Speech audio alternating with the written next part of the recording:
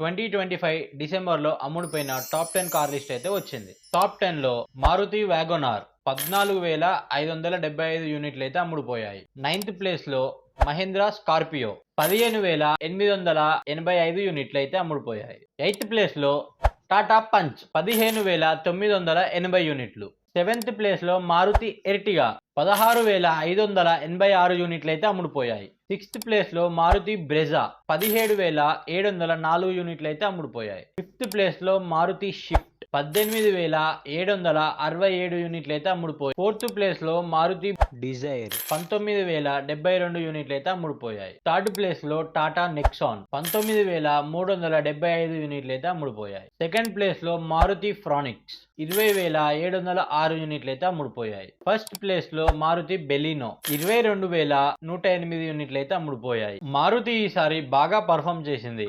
Top 10 కార్స్లో 7 cars Maruti Suzuki నుండే ఉన్నాయి.